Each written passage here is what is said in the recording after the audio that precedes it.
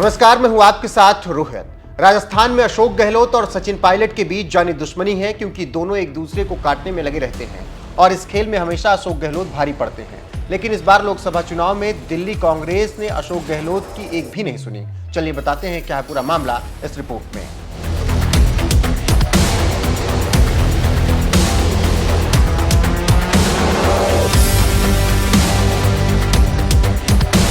दरअसल राजस्थान कांग्रेस में दो दिग्गज नेताओं की अनबन की वजह से कांग्रेस की सरकार वहां चली गई। यह हम नहीं, राजनीतिक विश्लेषकों का कहना है, क्योंकि अगर 5 साल तक दोनों नेता एक साथ मिलकर काम करते तो आज कांग्रेस का यह हाल न होता। लेकिन अशोक गहलोत और सचिन पायलट की लड़ाई ने कांग्रेस को कहीं का नहीं छोड़ा।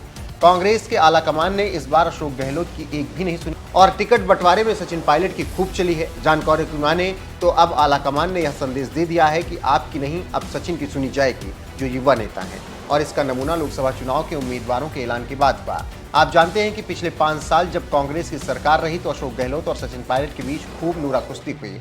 एक समय तो ऐसा आया लगा कि गहलोत सरकार गिर जाएगी। इसको लेकर पायलट का आरोप था कि उनके समर्थकों को सरकार में तवज्जो नहीं दी जा रही।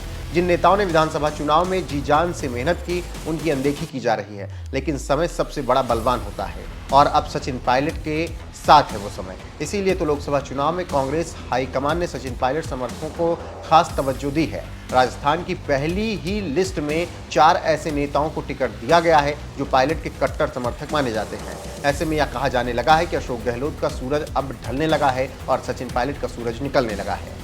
राजस्थान के लिए कांग्रेस उम्मीदवारों का ऐलान। झुंझुनू से वीरेंद्र ओला को मिला लोकसभा का टिकट। ब्रजेंद्र ओला सचिन पायलट के कट्टर समर्थक हैं। टोंक सवाई माधोपुर से हरीश चंद्र मीणा को मिला टिकट। अलवर से ललित यादव को टिकट मिला। करण सिंह उचियारड़ा को जोधपुर से टिकट दिया गया।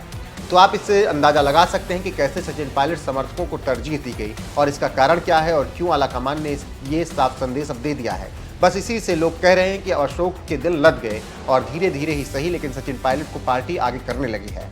अगर ये 5 लोकसभा चुनाव कांग्रेस के उम्मीदवार जीत जाते हैं तो सचिन पायलट का दबदबा दिखेगा और अगर दिल्ली में समर्थक रहेंगे तो अपनी बात मनवाने और अपनी बात रखने में आसानी भी होगी। इससे आप समझ सकते हैं कि कैसे अशोक गहलोत पर भारी पड़ते हुए नजर आ रहे हैं सचिन पायलट। देखना होगा कि आगे कब आलाकमान फुल टू सचिन पायलट को कमान सौंपती है। बहरहाल अभी आपका इस खबर पर क्या कुछ कहना है, कमेंट करके जरूर बताएं।